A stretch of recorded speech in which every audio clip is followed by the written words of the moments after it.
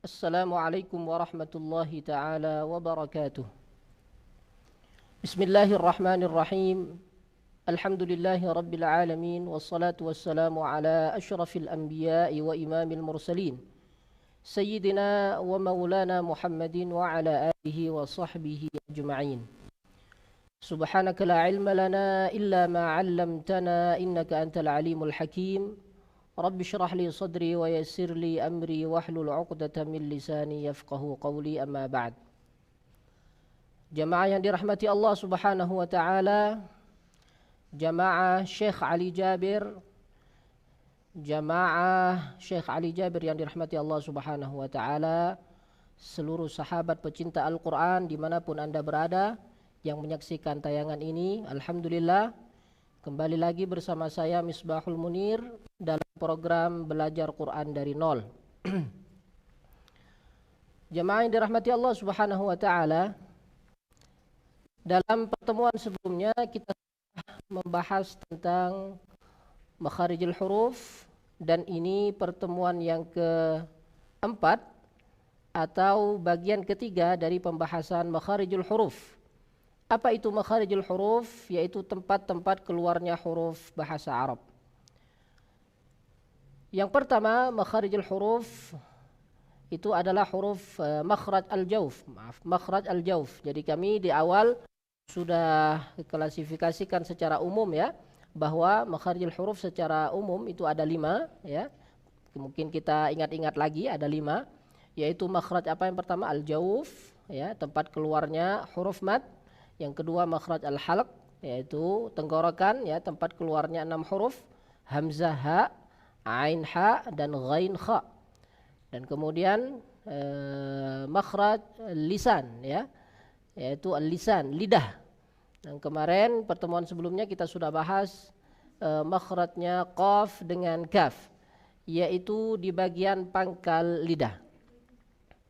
Sekarang kita lanjutkan pembahasan kita, namun sebelum itu insyaallah mulai pertemuan ini kita membuka pertanyaan bagi para jamaah, para sobat Al-Quran dimanapun berada yang menyaksikan tayangan ini ya, yang ingin menanyakan seputar Al-Quran, seputar bacaan Al-Quran, cara membaca yang benar, seputar tajwid ya, utamanya adalah pembahasan yang sedang kita bahas, yaitu tentang makharijul huruf. Maka silahkan nanti bisa ditanyakan di kolom komentar dan kita akan jawab di akhir sesi program ini insyaallah. Baik jamaah yang dirahmati Allah Subhanahu wa taala, selanjutnya kita lanjut ke makhraj tepi lidah. Jadi kita sudah bahas ya bahwa di lidah kita, anggap ini misalkan telapak tangan saya ini lidah ya, ada bagian pangkal lidah ya, kemudian ada bagian tengah lidah ya, kemudian ada bagian tepi lidah dan ujung lidah. Pangkal lidah kemarin kita sudah bahas, yaitu makhraj, tempat keluarnya huruf apa? Qaf dengan kaf, yaitu qaf di pangkal lidah menyentuh langit-langit atas yang berbentuk apa? Daging. Itu tempatnya qaf ya, qa, aqo, aqo. Ya, berhati-hati bibir tidak usah maju ya, nah, itu tidak perlu. Kemudian yang kedua kaf ya, masih di pangkal lidah, di depan qaf sedikit, ya, menyentuh langit-langit atas yang berbentuk daging plus tulang, karena dia semakin maju ke depan. Ini tempat keluarnya kaf, ka, ak. Nah, ini kaf, iyyaka. Kemudian kita sudah bahas juga bagian tengah lidah, yaitu tempat keluarnya 3 huruf sekaligus. Jadi 3 huruf ini keluar dari bagian tengah lidah secara bersamaan ya, yaitu huruf apa saja? Huruf jim, shin, dan ya. Apa? Jim, shin, dan ya. Baik, ini keluar dari mana? Dari bagian tengah lidah, dan kita sudah bahas perbedaannya. Jika jim itu bagian tengah lidah menempel kuat ke atas, ke langit-langit yang sejajar di atasnya, itu jim, ja, aje. Ya, adapun shin dia mendekati, menekan bagian tengah lidah, menekan ke atas, tetapi tidak sampai menempel, ya, tidak sampai nempel kuat. Kenapa? Karena dia akan nanti memiliki sifat yang lain, yaitu sifat apa? Sifat at-tafasyi. Apa itu at-tafasyi? At-tafasyi adalah alirnya suara atau menyebarnya suara di dalam mulut. Seolah-olah nafas, ya, menyebarnya nafas di dalam mulut. Seolah-olah mulut kita ini ya dipenuhi oleh nafas dari huruf shin tadi. Ash minasyaitani. Ya, begitu. Kemudian yang ketiga, ya, sama, ada tekanan di bagian tengah lidah, ya, menekan ke atas, ke langit-langit ya, sejajar di atasnya, tetapi tidak sampai nempel kuat dan agak renggang juga daripada huruf shin. Ya, perbedaannya, ya, kalau shin tadi ada tafasyi, kalau ya tidak ada tafasyi, ya, dan ya mudah sekali diucapkan, ya ai iyyaka. Nah, ini 3 huruf semuanya keluar dari bagian tengah lidah atau wasatul lisan, dan diberi julukan atau memiliki nama daripada 3 huruf ini, yaitu huruf syajriyah. Kenapa? Karena keluar dari syajarul fam, yaitu bagian tengah mulut. Baik, kita lanjutkan insyaallah pembahasan kita ke makhraj berikutnya, masih di bagian lidah, karena kita sebutkan di awal bahwa di lidah ini, ya, subhanallah, Allah Subhanahu wa taala ya menciptakan lidah kita yang bentuknya kecil ini, tetapi justru kebanyakan huruf keluar dari mana? Dari lidah ini. Yaitu berapa? Sebanyak 18 huruf. Iya, terbagi ke dalam berapa makhraj? 10 makhraj. Jadi kita sudah bahas berapa makhraj? Baru 3 makhraj saja. Yaitu makhrajnya qaf, makhrajnya kaf, kemudian jim, shin, dan ya. Sekarang kita lanjutkan ke bagian tepi lidah. Dari tepi lidah keluar 1 huruf. Dari mana? Bisa tepi kiri atau tepi bagian kanan, ya, atau dua-duanya. Sentuhkan ke geraham atas. Ya, saya ulangi, tepi lidah, ya, tepi lidah, pinggir lidah, baik itu pinggir lidah bagian kiri ataupun mana, atau kanan, atau dua-duanya, disentuhkan ke mana? Menempel ke gigi geraham atas. Ini tempat keluarnya huruf dad. Apa nama hurufnya? Dad. Ini ya, ini ya, dad. Dadun, dad. Ini dad. Huruf apa namanya? Huruf dad. Di akhirannya itu dal, sukun ya. Dad, huruf dad. Jadi huruf dad ini keluar dari tepi lidah. Yang kita pakai itu lidah bagian pinggir, ya. Boleh yang kiri, ya, bagian kiri disentuhkan ke geraham atas bagian kiri berarti. Dan ini yang paling mudah dan paling banyak dipakai. Ya, paling banyak dipraktekkan, digunakan. Karena dia paling mudah. Atau bisa memakai tepi lidah bagian mana? Bagian kanan, dan disentuhkan ke geraham atas bagian kanan. Do. Ini agak susah. Atau justru dua-duanya dipakai. Ini paling bagusnya. Kalau tepi kiri dan tepi kanan dipakai dan disentuhkan ke atas, ke geraham atas kanan kiri, ini luar biasa. Bunyinya akan pasti dotnya akan beda dan sangat fasih pastinya. Jadi kira-kira bunyinya seperti ini. Do. Ya, coba kita kasih ke harakat. Do, di, du. Do, di, du. Ad. Nah, mungkin para sahabat sekalian, ya, mendengarkan sedikit suara ketika dot saya sukunkan, ada seolah-olah suara di belakang dot itu, ya, seperti suara yang mengembung begitu. Suara yang memanjang. Nah, inilah sifat yang hanya dimiliki oleh huruf dot. Itu sifat apa namanya? Sifat istitalah. Apa itu istitalah? Yaitu memanjangnya suara dot, ya, jadi lidah agak bergeser ke depan sehingga bersambung atau sampai di makhrajnya lam. Lidah agak bergeser. Kenapa lidah bergeser ketika dot diucapkan, terutama ketika dia sukun? Karena banyaknya udara yang tersimpan di belakang lidah. Semakin banyak udara yang tersimpan, ya, maka dorongan lidah untuk maju ke depan ini akan semakin kuat. Jadi itu penyebabnya, ya. Dha, ad, ad, ad, waladdallin, ad, waladda, waladda, ya. Jadi dad ini ada istitalah. Seperti apa? Suara memanjang. Dan sifat yang lain daripada dad yaitu sifat isti'la, tebal. Ya, isti'la itu ditandai dengan terangkatnya pangkal lidah. Pangkal lidah berarti lidah bagian dalam, ya, terangkat ke atas. Nah, ini disebut dengan sifat isti'la. Ya, kemudian dad juga memiliki sifat itbaq, ya, artinya juga tebal sama. Jadi ketebalan dad ini, ya, melebihi dari huruf-huruf yang lain, ya, huruf-huruf yang lain yang juga tebal. Ya, jadi dha seolah-olah memenuhi mulut, ya. Dha, di, du, ad, ad. Iya, seperti inilah bunyi dad. Dan subhanallah, huruf dad, ya, tidak akan kita temukan di bahasa manapun. Ya, ini hanya kita temukan di dalam bahasa Arab saja. Sehingga kata ulama menyebutkan bahwa dad ini karena hanya dimiliki, terdapat di dalam huruf bahasa Arab, sehingga bahasa Arab itu disebut dengan lughatud dad, bahasa dad. Kenapa disebut dengan bahasa dad? Karena huruf dad hanya dimiliki oleh bahasa Arab, tidak ada di bahasa yang lainnya. Baik, di layar kita sudah ada, ya, bisa silahkan jamaah baca.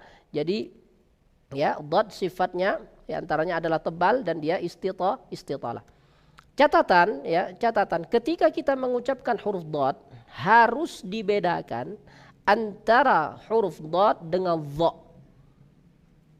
Ini mungkin kalau kita di Indonesia merasa asing, ya, dha dengan dad, ya, dari suara saja sudah beda. Ya, kenapa harus dibedakan? Apakah ada orang yang mencampur aduk antara dad dengan dha? Ada.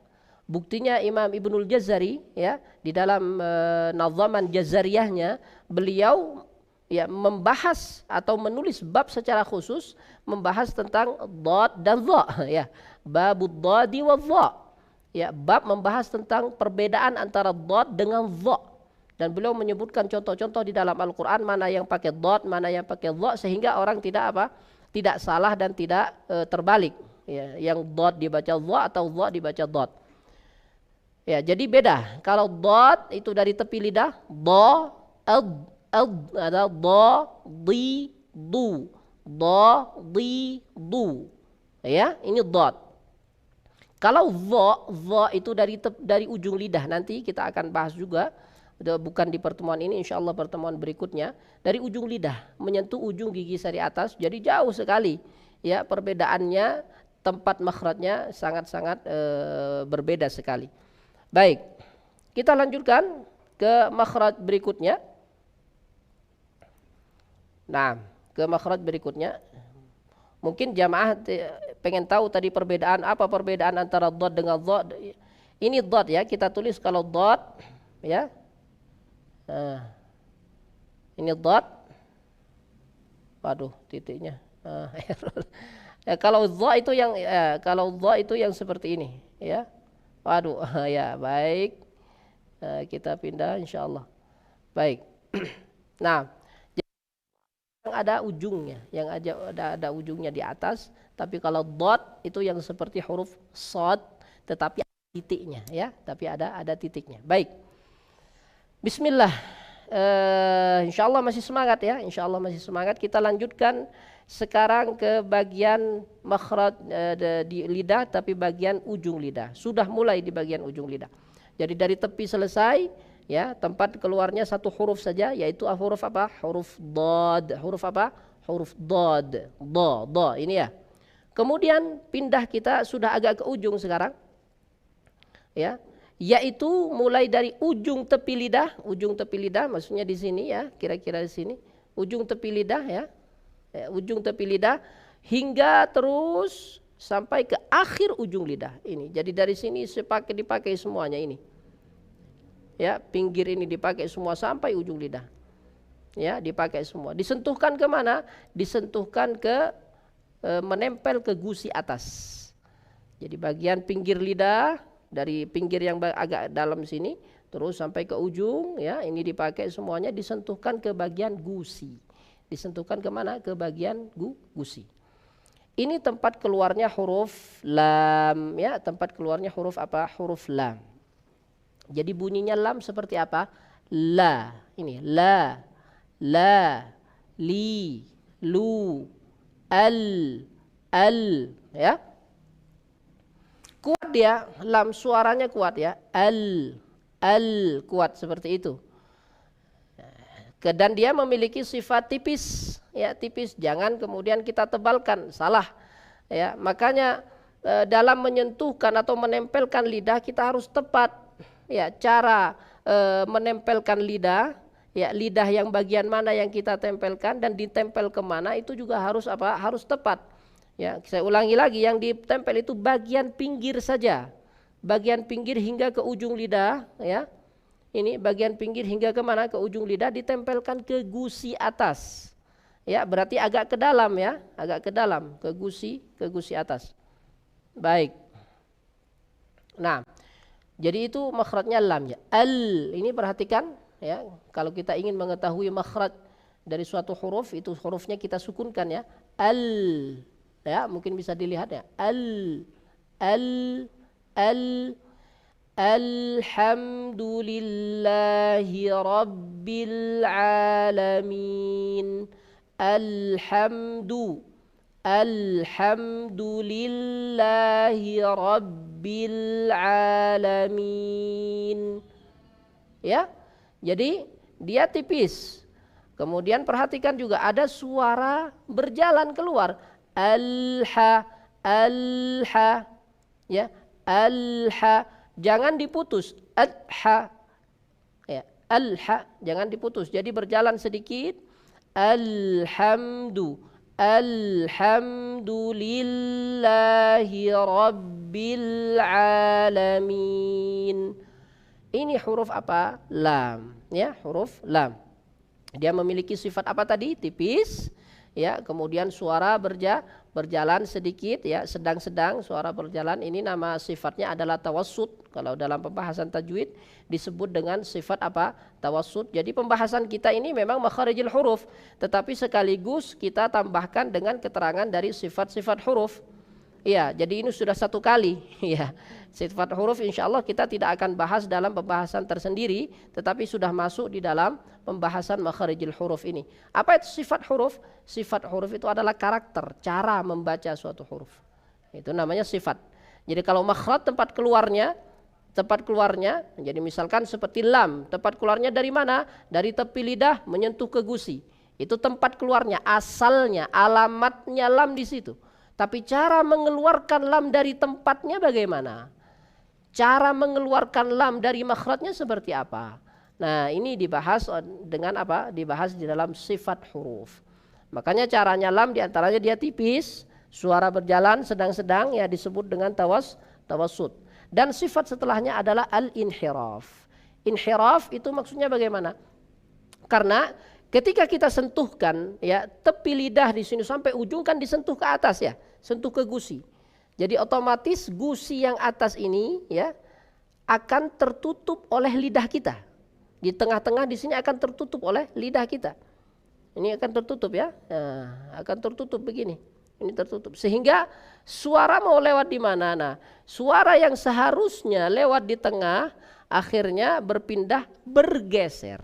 Berpindah atau bergeser. Bahasa Arab bergeser ini adalah inhiraf namanya. Suara yang harusnya keluar dari tengah karena di tengah ditutup oleh lidah sehingga bergeser dari tengah ke pinggir kanan dan kiri dan keluar. Lewat mana? Lewat pinggir kanan dan kiri. Ini disebut dengan inhiraf. Jadi perhatikan, kalau kita perhatikan ya, di sini lam ada suara yang mengalir keluar kan? Ya, al. Dari mana ini suara ini mengalirnya? Itu dari kanan dan kiri. Bukan dari tengah, karena di bagian tengah tidak ada jalan, di situ ditutup oleh lidah. Ya, jadi dari mana? Dari kanan dan kiri, langsung keluar lewat pinggir kanan dan kiri. Al ini.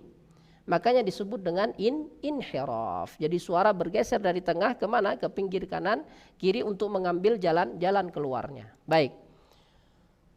Kemudian ada catatan ya, berhati-hati jangan sampai ya menimbulkan ya menempelkan ujung lidah pada gigi seri atas sehingga terdengar suara lam seperti orang. Ya.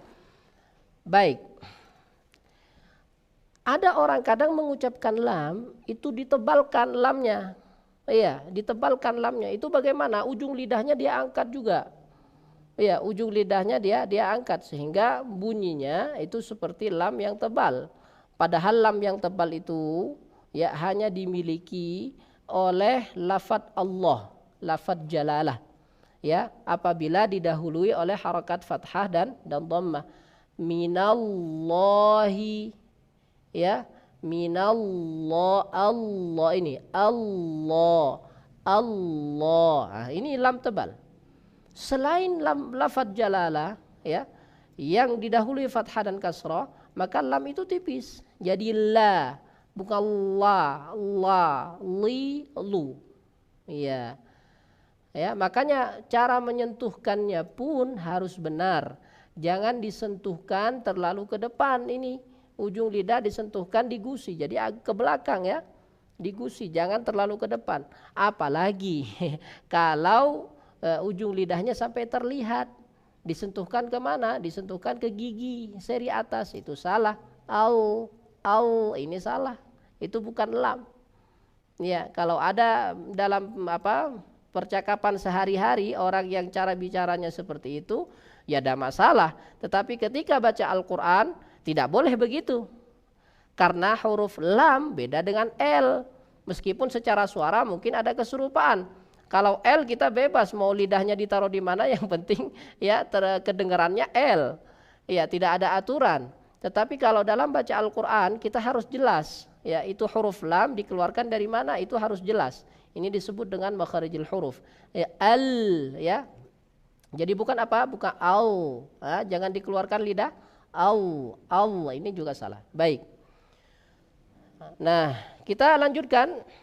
Ya, kita lanjutkan pembahasan setelahnya. Baik. Ya, makhraj yang ke-6. Tadi yang kelima yaitu makhraj huruf lam keluar dari ujung lidah sampai akhir ujung di sini menyentuh ke mana? Ke gusi atas. Ini tempatnya lam. Sekarang makhrajnya nun. Makhraj nun ini berdekatan dengan lam. Dia berdekatan dengan lam. Jadi di depan lam sedikit. Jadi kalau tadi lam misalkan di sini ya, di depannya sedikit sama juga ujung lidah. Ya, ini semuanya masuk ujung. Di depan lam sedikit, ini tempatnya nun. Dan ditempelkannya sama. Ditempelkan ke mana? Ke langit, ditempelkan ke gusi atas. Bunyinya an ini. Nah, an'amta, nu, an'amta. Kalau kita perhatikan di nun, ketika kita mengucapkan huruf nun, di situ ada suara berjalan ya, tapi tidak terlalu banyak. Jangan terlalu banyak kita an'amta, salah. Kecuali ketika nun nanti bertasydid, boleh, di situ berarti double. Kalau bertasydid berarti ya 2 huruf namanya ya, berarti inna boleh. Inna boleh. Ya, tapi kalau dia sendirian tidak boleh terlalu panjang suaranya. Nah, yang kedua kita perhatikan lagi, nun ini keluar dari mana? Kayaknya bukan hanya dari mulut ya. Keluar yang suara kayaknya bukan hanya dari mulut, tetapi juga ada bagian lain yaitu dari hidung. Suara dengung kalau kita bilang ya. Suara apa? Dengung. Ada berdengung di sini ketika kita mengucapkan nun. Bukti kalau ada suara dengung dari hidung, ketika hidung kita tutup ya, hidung ditutup, maka suara nun tidak akan keluar. Habis ya. Ya. Baik. Jadi ini bisa kita praktekkan, di sini ada di layar kita ya, kalimat an'amta siratal ladzina an'amta alaihim Siratal ladzina an'amta alaihim. An'amta, satu semuanya, satu ukuran. An'amta, an'amta. Berhati-hati khususnya seperti ini, ketika nun sukun seperti ini tidak boleh memantulkan, ya. Tidak boleh nun dipantulkan. An'amta, an'amta, ini salah. Cara untuk tidak memantul ini bagaimana? Ketika tadi ujung lidah disentuhkan ke atas, ke gusi, ya sudah disentuhkan, biar ya, ketika dia nempel biarkan. Ya, tidak usah dilepas. Ketika lidah ini dilepas dari atas, maka muncullah pantulan tadi. An, ini akan muncul apa? An, coba biarkan saja, tekan ya, dan suaranya biar berjalan. An. Setelah itu ya, ucapkan huruf setelahnya. Tidak usah sibuk dengan nun lagi, sudah. An'a, langsung ke ain. An'a, an'a, an'a, an'amta. Maka tidak akan muncul pantulan tadi. Ya, kalau tidak dilepas lidah dari atas. Baik. Kemudian ya, melafalkan, ya, ini kesalahan yang kedua diantaranya. Nun kadang ya oleh sebagian orang dilafalkan yang keluar itu seperti lam atau bercampur dengan lam, atau huruf lam yang berdengung ya, khususnya ketika nun itu bertasydid. Ya, contoh seperti apa di surat An-Nas misalkan. Ya, bin, harusnya seperti ini kan bunyinya, jadi nun murni. Binna, qul a'udzu bi rabbin nas, binnas, harusnya seperti itu. Ada orang kadang dicampur dengan lam. Kenapa kok nun bisa salah ke lam? Karena memang makhraj keduanya itu apa? Berdekatan. Lam dengan nun berdekatan. Tadi lam, kemudian di depannya lagi apa? Nun. Ya, jangan dibaca qul a'udzu bi rabbil bilnas, bilnas. Ya, dicampur seolah-olah dengan apa? Dengan lam. Sama dengan tanwin. Tanwin itu kan nun sukun juga. Ketika orang azan misalkan Muhammadar Rasulullah, Muhammadar Rasulullah, itu tidak boleh nunnya kemudian izharkan atau diperjelas. Baik, ini ketika nun bertasydid, contoh lagi seperti apa? Inna misalkan.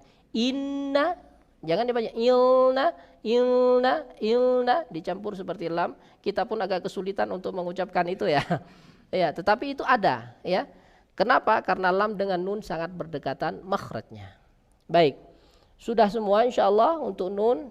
Nah, kemudian makhraj setelahnya yaitu huruf ra. Huruf apa? Huruf ra. Jadi 3 huruf ini berdekatan, yaitu lam, nun di depannya, dan di depannya sedikit lagi ra. Sama, masih bagian ujung lidah disentuh ke gusi atas. Cuman perbedaannya kalau ra ini memiliki sifat at-takrir, dia punya sifat at-takrir namanya. Ra, bergetar ra. Ya, ada getaran. Ra, ri, ru. Ra, ri, ru. Ar. Dia bergetar. Tapi harus kita perhatikan di sini, takutnya akan disalahpahami bergetar seperti apa getarannya, berarti atau sebebas-bebasnya. Tidak boleh seperti itu. Getaran nun itu hanya 1 kali saja, 1 kali getaran. Ar, selesai. Ra, jadi bergetar 1 kali. Jangan sampai berkali-kali.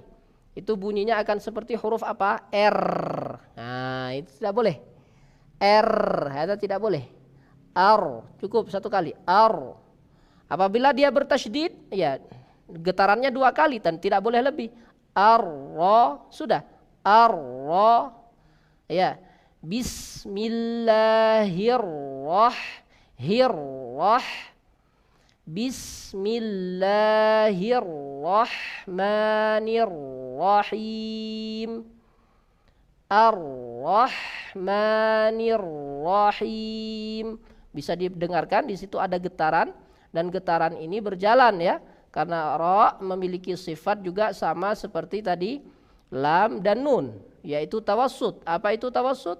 Berjalannya suara tetapi sedang-sedang, tidak terlalu apa? tidak terlalu banyak. Ini ciri khas dari ro, yaitu sifat apa? Takrir, sifat takrir. Jadi salah kalau kita mengucapkan ro tanpa getaran, itu tidak boleh. Ada orang yang memahami bahwa sifat takrir ya di ro, getaran di ro itu hanya dipelajari saja tetapi tidak untuk dipraktekkan.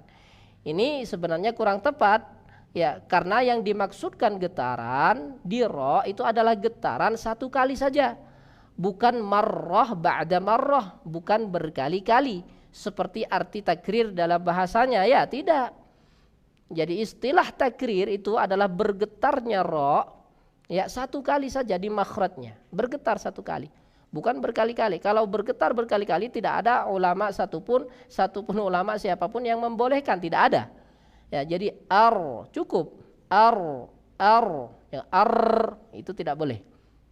Ya, makanya getaran di ro itu wajib, termasuk sifat yang wajib, sifat lazimah namanya. Tetapi getarannya seperti apa? Nah, ini perlu kita jelaskan, yaitu satu kali getaran saja, tidak boleh lebih. Ya, jadi sifat takrir ini ya tetap harus ada di ro. Baik. Nah, ya kemudian perlu di sini ada catatan ya, berhati-hati ketika baca tebal untuk tidak memajukan kedua bibir. Ya. Karena ro ini di dalam beberapa keadaannya, ro ya, di dalam beberapa keadaan dia ini kadang dibaca tebal, kadang dibaca tebal. Nah, nanti boleh kita bahas di sesi lain atau nanti kalau sudah praktek bacaan ya.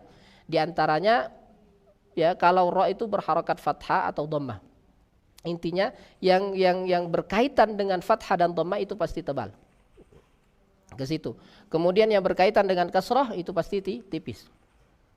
Baik.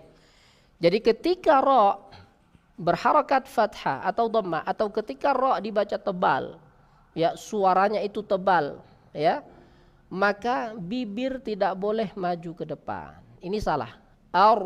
Contoh misalkan arwah, ini salah. Yang betul bagaimana? Letakkan saja lidah di tempatnya ro, di makhrajnya ro, dan getarkan, keluarkan ro seperti biasa, tanpa menyibukkan diri dengan bibir. Bibir saya seperti apa? Bibir saya di mana posisinya? Tidak usah. Karena ro ini tugasnya lidah, bukan tugas bibir. Ya, bibir tidak ada kaitan dengan ro di sini. Makhrajnya ro di mana? Lidah, ujung lidah menyentuh gusi. Ar-Rahmanir-Rahim. Bibir tidak bergetar bahkan.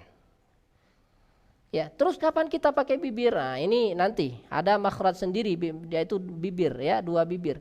Ya, bibir ini dipakai di 4 huruf saja, ba, mim, fa, waw, dan 1 harakat yaitu dhammah. Kalau semua huruf apapun ya yang bisa berharakat, kalau dia berharakat dhammah maka wajib bibir maju. U, bu, termasuk ro, ru, ya. Tapi kalau berharakat yang lain maka bibir tidak boleh maju. Maka perhatikan ini. Soalnya takutnya nanti ada yang memahami ketebalan huruf itu ditandai oleh majunya bibir. Ini salah. Ya, saya ulangi. Ketebalan huruf tidak ditandai dengan majunya bibir ke depan. Sama sekali tidak berkaitan dengan majunya bibir. Ya, bibir ada nanti huruf sendiri yang keluar dari bibir. Ya, huruf yang lain keluarkan dari sebagaimana tempat keluar asalnya. Ya, jangan dicampur dengan huruf-huruf yang lain. Ketika tidak ada tugas bibir maka tidak boleh memajukan bibir. Ro, hada salah. Ro. Ya, bukan ar-Rahman, ya. Baik. Kemudian ada juga sifat dari ro sama tadi seperti lam, inhiraf. Apa inhiraf? Yaitu bergeser, suara bergeser. Tadi kalau kita ingat, kalau lam bergeser suara dari tengah kemana? Ke pinggir kanan dan kiri terus keluar. Kenapa tidak lewat tengah suara keluarnya? Karena di tengah ditutup oleh apa? Oleh lidah. Beda dengan ro, bergesernya suara ya justru ke tengah kemudian lewat di tengah untuk keluar. Kenapa? Sebab bentuk lidah ketika kita mengeluarkan huruf ro itu agak-agak cekung seperti ini ya. Agak cekung begini. Jadi ini. Jadi di tengah-tengah ini ada celah kecil, celah sedikit sekali, ya. Dan inilah nanti tempat keluarnya suara ro itu. Jadi suara yang dari pinggir kanan dan kiri berkumpul di tengah, di dalam lidah, kemudian keluar lewat mana? Lewat celah lidah kecil yang di tengah itu. Makanya disebut dengan bergeser ini bahasa Arabnya inhiraf. Inhiraf, berpindah ke tengah dan kemudian lewat ya bagian lidah yang sempit ini yang ada di tengah. Ar. Ini berjalannya ro ini dari mana? Dari bagian tengah lidah tapi sempit sekali. Ya, ar. Ar-ra, ya, ar-ra. Ini ro tebal. Kalau ro tipis seperti apa? Ri. Ada tipis. Ya, cuma kalau dia didahului oleh fathah dan dhammah tebal. Tapi kalau dia didahului oleh kasrah maka jadi tipis lagi. Contoh seperti mir, fir. Contoh kata Fir'aun misalkan. Fir'aun,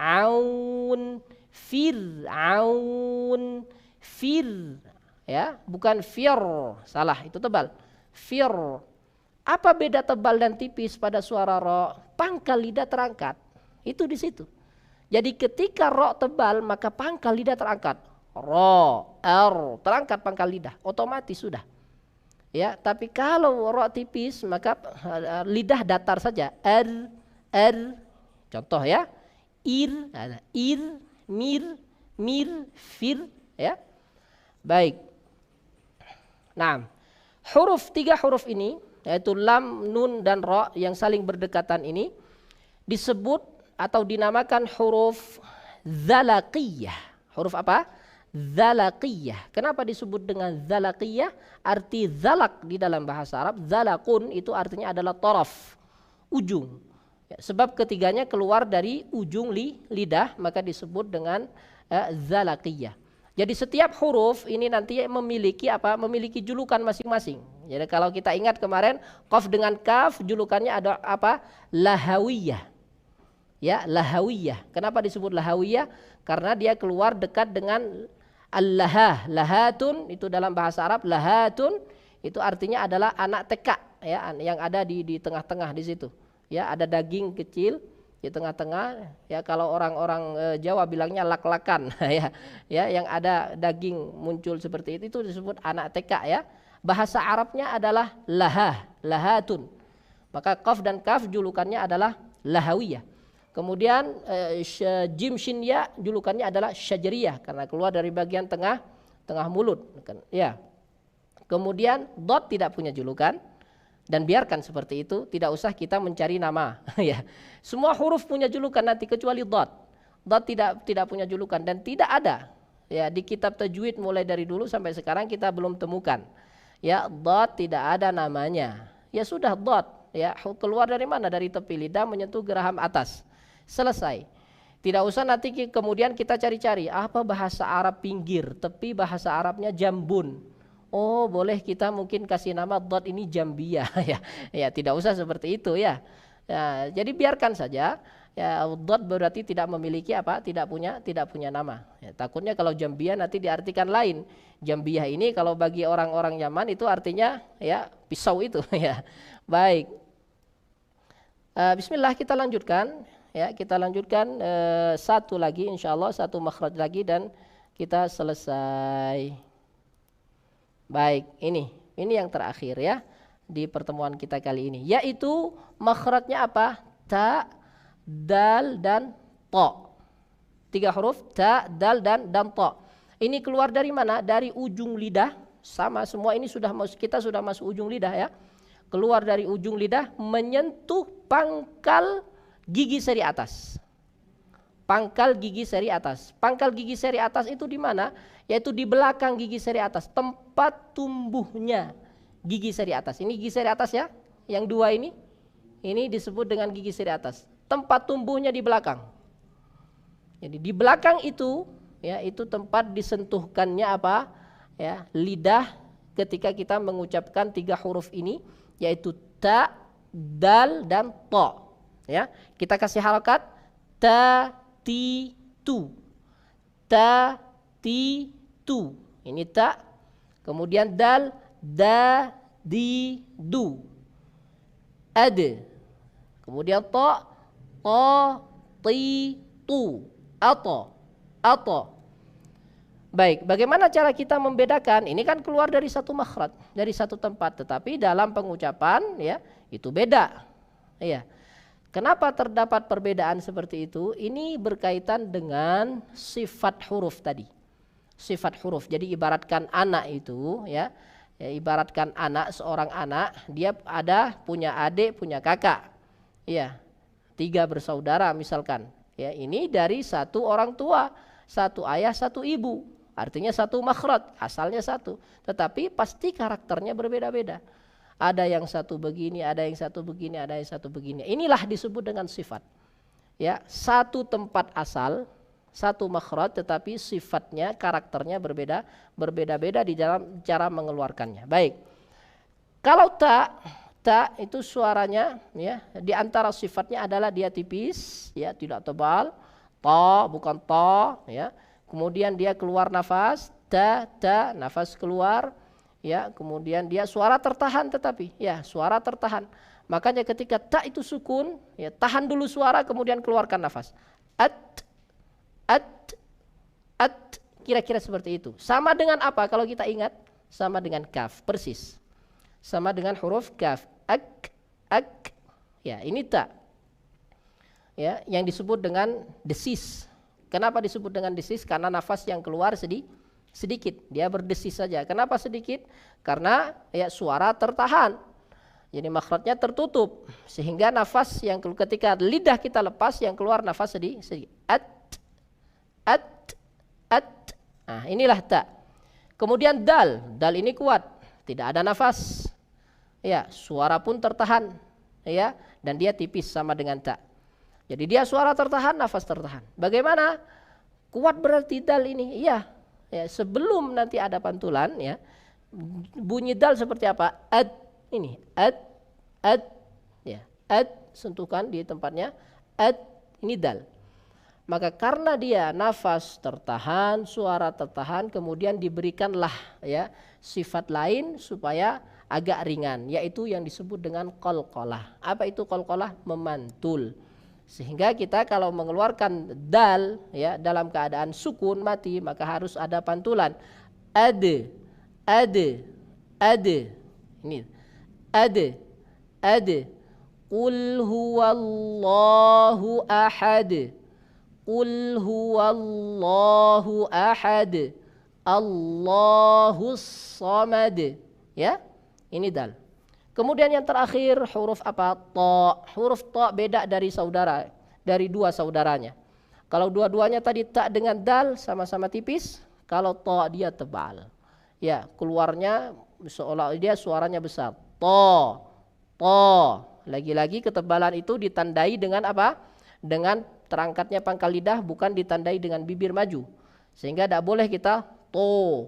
Tidak boleh to. Buka saja mulut ya. Pangkal lidah terangkat.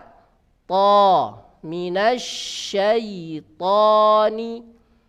A'udzu billahi minasyaitonir rajim. Minasyaitonir rajim.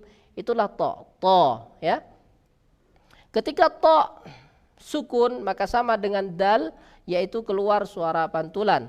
Ya. Ato. Tadi dal ad. Ato. Cuman di sini perlu kita kasih catatan untuk suara qalqalah memantul tidak boleh ya diakhiri dengan tertutupnya pita suara. Ya. Yaitu akan memunculkan suara huruf apa? Huruf hamzah nanti. Ya, contoh seperti ad, tidak boleh. Ahad, as-samad, itu tidak boleh. Ato, itu tidak boleh. Jadi seperti apa? Ad, lepaskan saja pantulannya. Ad, ato. Ya, seperti itu. Baik, catatan untuk 3 huruf ini. Ya, dari 3 huruf ini, ya, ta, dal, ta. Tadi saya bilang setiap huruf punya nama ya. Huruf 3 huruf ini punya nama nita'iyah namanya. Apa itu nita'iyah? Ya, Nita'un itu adalah bagian langit-langit mulut yang ini, yang bergaris, ya, bukan bergerak, ya. Bagian depan langit-langit mulut yang bergaris. Maaf ya, kalau kita masukkan di sini, langit-langit atas yang agak garis itu, kalau kita sentuh gatal, ya, itulah nita'un namanya. Bahasa Arabnya itu nita'un.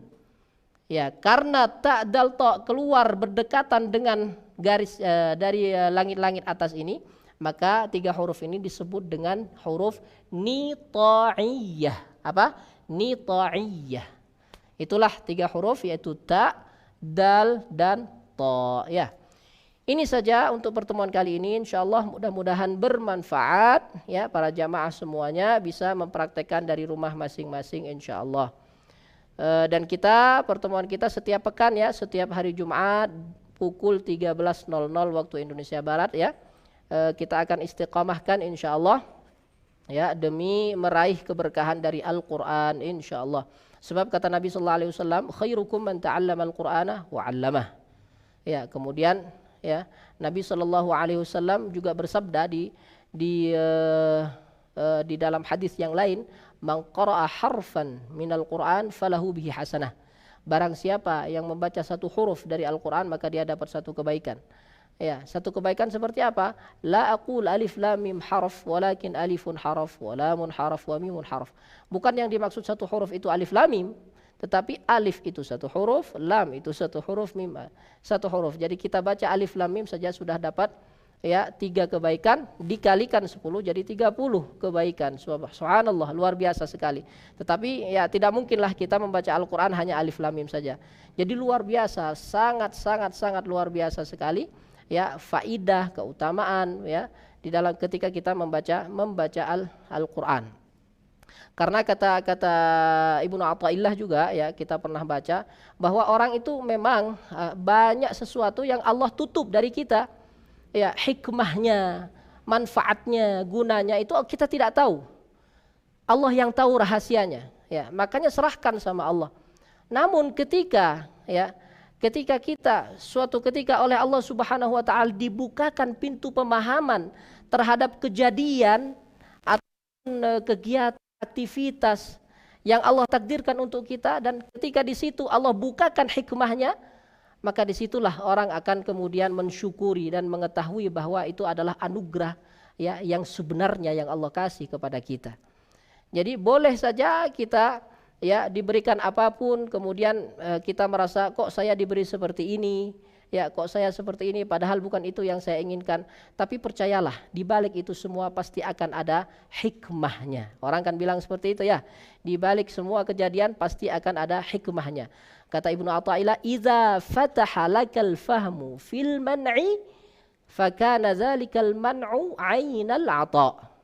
Maka ketika orang itu dibukakan pintu pemahaman terhadap suatu perbuatan takdir Allah yang dulu dia tidak inginkan, ya, yang Allah tidak kasih misalkan, atau sebaliknya yang Allah kasih tapi dia tidak inginkan, ketika Allah bukakan hikmahnya maka disitulah dia akan mengucapkan alhamdulillahirabbil alamin. Berarti inilah sebenarnya takdir Allah untuk saya yang saya butuhkan saat ini. Kira-kira seperti itu jamaah yang dirahmati Allah Subhanahu wa taala. Mudah-mudahan, ya, kita selalu diberikan taufik ma'unah oleh Allah Subhanahu wa taala untuk selalu mendekatkan diri kepada Al-Qur'an. Jadilah semua sahabat-sahabat Al-Qur'an insyaallah. Ya, mohon izin mungkin kita nanti, ya, panggil semuanya dengan sahabat Quran, ya, insyaallah. Jadi kita ingin menjadi manusia yang lebih baik lagi, ya, manusia yang bisa mendekatkan diri dengan Al-Qur'an, memahami kandungan dan isi Al-Qur'an, dan bisa mengamalkan Al-Qur'an di dalam kehidupan kita sehari-hari. Ini saja dari kami. Mohon maaf apabila ada kesalahan. Insyaallah kita akan lanjutkan di dalam pertemuan berikutnya, yaitu di Jumat depan. Wallahu taala a'lam bissawab. Kita tutup kajian kita dengan doa kafaratul majlis. Subhanakallahumma wa bihamdika asyhadu an la ilaha illa anta nastaghfiruka wa natubu ilaik. Akhir kalam. Assalamualaikum warahmatullahi wabarakatuh.